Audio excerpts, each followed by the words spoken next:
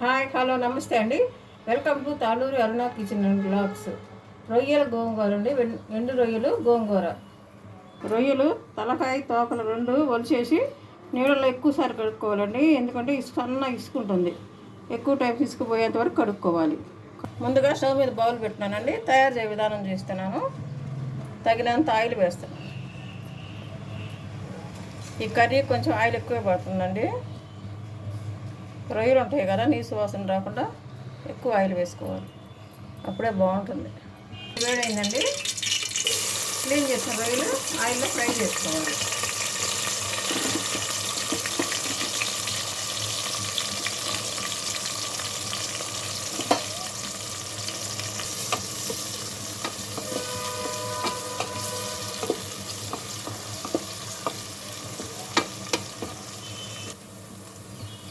ఒక పావు స్పూన్ జీలకర్ర వేసుకోవాలి.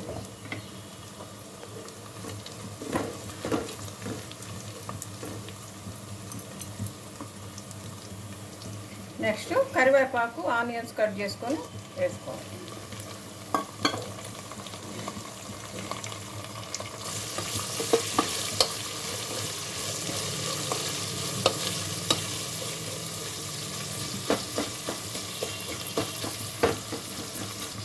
నెక్స్ట్ పచ్చిమిర్చి,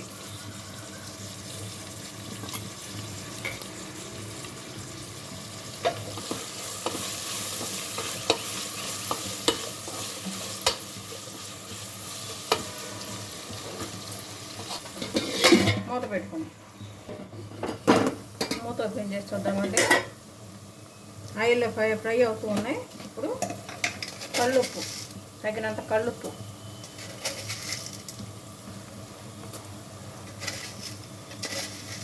గోంగూరకు పులుపు కదండి, పులుపులో కొంచెం కారం, ఉప్పు ఎక్కువ, ఆయిల్ ఎక్కువ పడుతుంది. చూసుకొని తర్వాత సరిపోతే మళ్ళీ వేసుకోవచ్చు రుబ్బుకునేటప్పుడు. ఒక స్పూను అల్లం వెల్లుల్లి పేస్ట్ ఆయిల్లో బాగా ఫ్రై చేసుకోవాలి.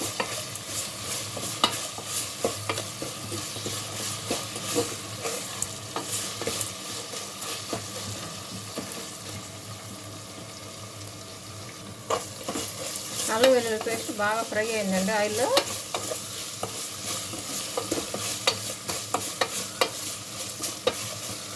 ఇప్పుడు కట్ చేసుకున్న టమాటా ముక్కలు మొత్తం ఒకసారి కలుపుకోవాలి.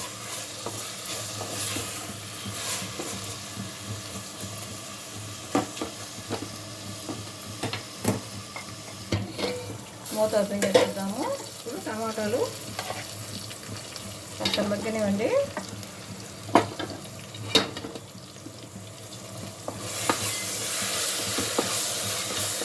మంచి స్మెల్ వస్తుందండి.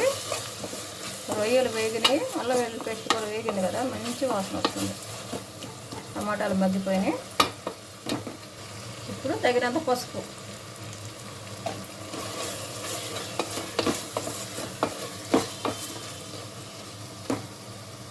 గోంగూర వేసుకోవాలి. ఇవి 2 కట్టలండి. మగ్గేసరికి కొంచెమే అవుతుంది, ఆకుకూరలు అంతే కదా.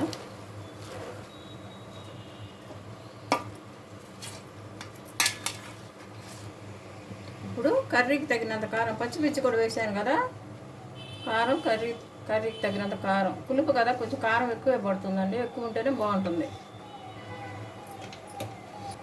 ధనియాలు కూడా 1 స్పూను, గరం మసాలా 1 పావు స్పూను.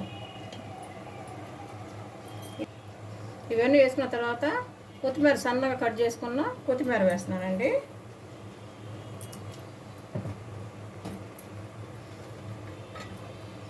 కొంచెం వాటర్ పోసుకోవాలి.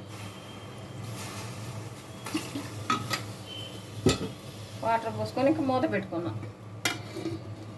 ఒక 5 మినిట్స్ ఉంచుదాం. గోంగూర మంచిగా ఉడుకుతుందండి. గోంగూర అంతా ఉడుకుతుందండి. ఇప్పుడు కలుపుకోవాలి, పైకి కిందకి. మిగతాది కూడా ఉడుకుతుంది.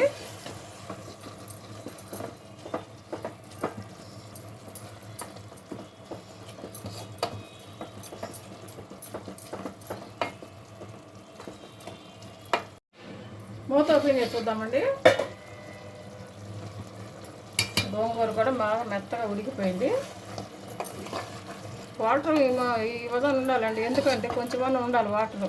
మనకు చల్లబడిన తర్వాత గట్టిపడుతుంది కదా, కలుపుకోవడానికి వీలుగా ఉంటుంది. కొంచెం వాటర్ పోసుకుంటేనే మంచిగా ఉంటుంది. ఇప్పుడు తీసేసి పప్పు గుత్తి పెట్టి రుబ్బి చూపిస్తానండి.